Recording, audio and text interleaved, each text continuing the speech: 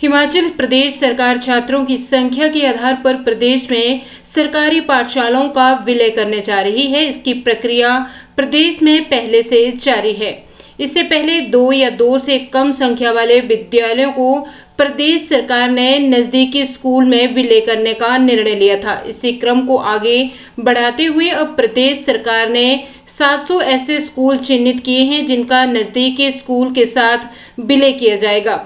हिमाचल प्रदेश में प्रदेश सरकार ने करीब 16,000 स्कूल चल रहे हैं। इनमें से कुछ विद्यालयों में छात्रों की संख्या बेहद कम है। ऐसे में बेहद कम संख्या और जीरो एनरोलमेंट वाली पाठशालाओं का नजदीकी पाठशाला के साथ विलय किया जाएगा। मैं समझता हूँ आज समय की आवश्यकता है कि हम अपने सिस्टम को, अपने एजुकेशन सिस्टम को स्ट्रेंथन करें, कंसोलिडेट करें, उसका सशक्तिकरण करें, क्योंकि वर्तमान में अगर आप पूरा हिमाचल प्रदेश की प्राथमिक पाठशालाओं से लेके सीनियर सेकेंडरी स्कूल्स की संख्या की बात करेंगे, लगभग कुछ 16,000 से अधिक हमारे सरकारी संस्थान हैं। लेकिन आज आवश्यकता हो चुकी है कि समय के अनुसार इस तरह से एक तरह से इनरोलमेंट में भी कमी आई है। बेहतर सुविधाएं बच्चों को मिले, पर्याप्त मात्रा में स्टाफ उनके पास उपलब्ध हो।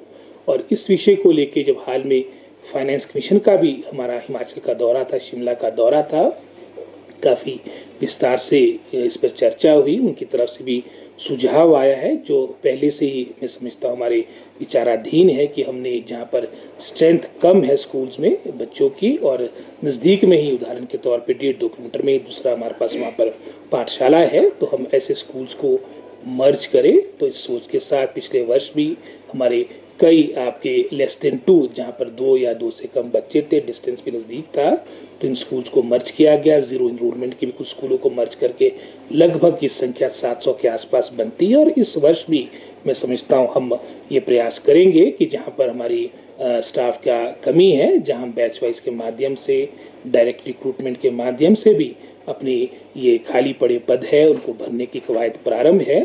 साथ ही साथ युक्तिकरण के माध्यम से, रैशनलाइजेशन के माध्यम से, जहाँ पर मैं समझता हूँ इनरोलमेंट कम है, जैसे उदाहरण के तौर पे मैंने 2 या लेस देन 2 की बात कही है, वहाँ पर वहाँ का स्टाफ हमारे उन स्कूलों में जाएं जहाँ पर आपकी संख्या ज़्यादा बनती है। तो इन टोटल लगभग कोई 700-800 स्कूल है जहाँ पर हमारी संख्या बच्चों की काफ़ी कम है। और प्रथम चरण में हम उन्हीं स्कूल्स को चिन्हित करेंगे जहाँ पर आपका डिस्टेंस आपका 1.5-2 किलोमीटर के आसपास है। इस सोच के साथ हमारा विशेषकर, क्योंकि ये एलिमेंट्री एजुकेशन में अधिकतर स्कूल है, हमारा डायरेक्टरेट अपना प्रारूप तैयार कर रहा है और शीघ्र मैं समझता हूँ इसके बारे में हम निर्णय लेंगे। सर, जो डिस्टेंस तय किया गया है, जैसे ग्रामीण इलाकों में काफ़ी दूरी पर भी स्कूल्स हैं और एनरोलमेंट काफ़ी कम है, तो उनके लिए कुछ आप जानते हैं कि हिमाचल प्रदेश में लगभग अब ये मानकर हम कह सकते हैं कि 100% के आसपास हमारी कनेक्टिविटी हो चुकी है। मात्र कुछ हमारे, मैं समझता हूँ, ट्राइबल एरियाज़ में ऐसे क्षेत्र रहे होंगे, लेकिन इसमें भी जैसे मैंने पहले कहा 1.5-2 किलोमीटर के आसपास का हमने डिस्टेंस रखा है,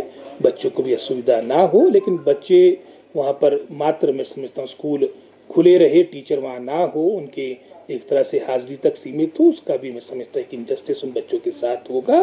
स्कूलों का अर्थ है कि वहाँ पर पर्याप्त मात्रा में हमारी, मैं समझता हूँ, टीचर्स की संख्या हो। और इस सोच के साथ ही लगभग जो 2200 के आसपास जो हम पिछले वर्ष से लेके अपनी बैच वाइज रिक्रूटमेंट का हमने जो कार्यक्रम प्रारंभ किया था, इसके माध्यम से 2200 टीचर हमारे को मिल रहे हैं, इसमें भी हमने एक, मैं समझता हूँ, पैरामीटर तय किया है कि विदाउट टीचर स्कूल जिनकी संख्या लगभग कोई पूरे प्रदेश में 350 के आसपास बनती है, सिंगल टीचर स्कूल्स और उसकी संख्या भी लगभग कोई 31-3200 के आसपास है, और स्कूल ऑफ एक्सीलेंस जो 850 के आसपास जो हमने नोटिफाई किए हैं, हम इन तीनों, मैं समझता हूँ, स्कूलों को प्राथमिकता देंगे। और हमारा पूरा प्रयास रहेगा कि अधिकतर इन पदों को भरा जाए, क्योंकि अधिकतर पद हमारे दुर्गम क्षेत्र, जैसे आपने भी कहा, जहाँ पर डिस्टेंस ज़्यादा रहता है, तो शीघ्र मैं समझता हूँ जैसे हमारा इसके बारे में जो हमारी अपॉइंटमेंट ऑर्डर्स है ये बहुत ही शीघ्र मैं समझता हूँ सार्वजनिक हो जाएंगे और इन सभी हमारे टीचर्स की सेवाएं इन क्षेत्रों में ली जाएगी। डीजीटी जेबीटी में क्या भर्ती नियम प्रस्ताव सर तैयार किया? अभी ऐसा कोई प्रस्ताव नहीं है। अभी